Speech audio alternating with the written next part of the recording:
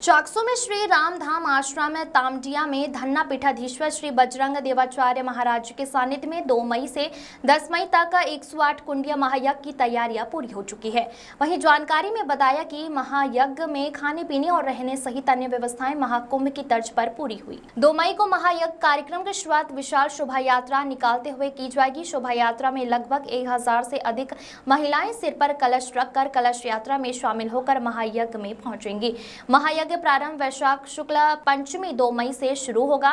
मंडप प्रवेश दोपहर 12 बजे, अग्नि स्थापना 12 बजे, यज्ञ पूर्णाहुति वैशाख शुक्ल त्रयोदशी 10 मई को समापन होगा। यहाँ महायज्ञ में प्रतिदिन विशाल भंडारे का आयोजन भी किया जाएगा। महायज्ञ में आने वाले छोटे बच्चों के मनोरंजन के लिए झूले, चक्री सहित अन्य संसाधन लगाए जाएंगे। महायज्ञ कार्यक्रम में प्रदेश सहित आसपास पदाधिकारी और जनप्रतिनिधि सहित हजारों श्रद्धालु भाग लेंगे।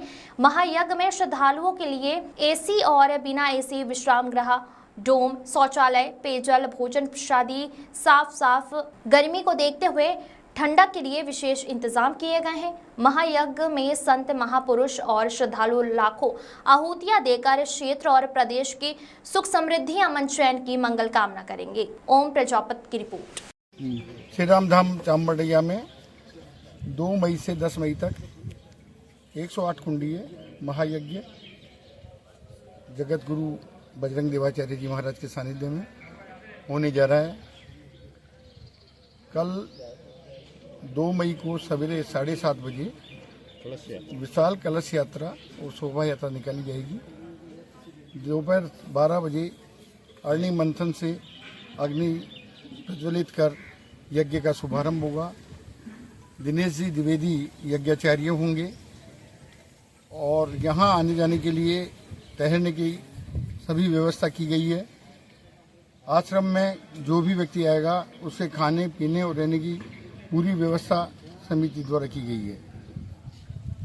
मुख्यमंत्री जी का भी आने का कार्यक्रम यज्ञ के अंदर सभी बड़े प्रशासनिक अधिकारी, मुख्यमंत्री महोदय, भाजपा के प्रदेश अध्यक्ष महोदय, सभी को आमंत्रण भिजवाया गया है, दिया गया है। पर्सनली महाराज भी जाके आए हैं सीएम साहब के पास और संभावना ये है सीएम साहब ने हाँ की थी और लगभग 9 या 10 तारीख को सीएम साहब का भी प्रोग्राम आने का हो सकता है। सर, यहाँ गर्मी का मौसम है, कोई बीमार भी हो सकता है, उसके लिए कोई मेडिकल की व्यवस्था है? मेडिकल की व्यवस्था है। इसके लिए मेडिकल के लिए अपने गेट के ऊपर एक डॉक्टरों की टीम 24 घंटे उपलब्ध रहेगी। वो पूरी व्यवस्था यहाँ रखी गई है, पीने, खाने, रहने, मेडिकल की व्यवस्था। इसके अलावा पुलिस कर्मी के लिए भी हमने एक अलग कंट्रोल रूम बनाया गया है।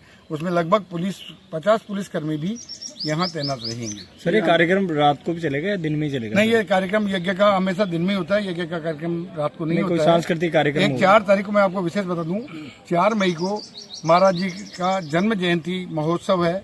गत वर्ष ये जन्म जयंती महोत्सव ओंकारेश्वर में हुआ था। इस बार ये यज्ञ के दौरान आ गया, इसलिए यहाँ इसी स्थान पर जन्म जयंती समारोह होगा और यज्ञ समाप्ति के बाद में 6 बजे से 8 बजे तक विशेष जन्म जयंती समारोह होगा। इस धाम को लेकर कोई विशेष बात? धाम यही है कि ये धाम के लिए महाराज जी कभी किसी के आगे हाथ नहीं फैलाया कि महाराज जी ने कि जाओ ये आश्रम के लिए हमें ये चाहिए। महाराज की अपने स्वयं की जमीन में ये आश्रम उन्होंने विकसित किया है और आज ये स्थिति है कि महाराज जी का, जो मैंने अभी आपको पहले भी बताया था कि यज्ञ के नाम पर महाराज जी ये कहते हैं कि रसीद लेके कहीं नहीं जाना, जिसको देना है अपने आप आके दे देंगे। सर, इसमें जो ये महायज्ञ हो रहा है, इसमें आसपास क्षेत्र के लोग आएंगे या स्टेट के बाहर के लोग भी आएंगे? सर, देखो, हरियाणा, पंजाब, दिल्ली, राजस्थान, मध्य प्रदेश, राजस्थान तो पूरे राजस्थान के लोग आएंगे और शेखावटी और अपने नागौर साइड से भी आएंगे। जोधपुर, बाड़मेर, फलोदी, सभी क्षेत्रों से इस यज्ञ में लोग आएंगे। महाराज के जो अनुयायी हैं, ऑल इंडिया नहीं, विदेशों में महाराज के कई अनुयायी हैं जो इस यज्ञ में शामिल होंगे। मनोरंजन के लिए भी है कोई? मनोरंजन के लिए बाहर लगाए हुए हैं, मनोरंजन वाले साधन, झूले हैं, चक्री है और सभी तरह की व्यवस्था है। रासलीला भी होगी ना? हाँ, वो रात को रासलीला वगैरह, जो रामलीला, रासलीला, ये तो चलता ही है। Okay sir.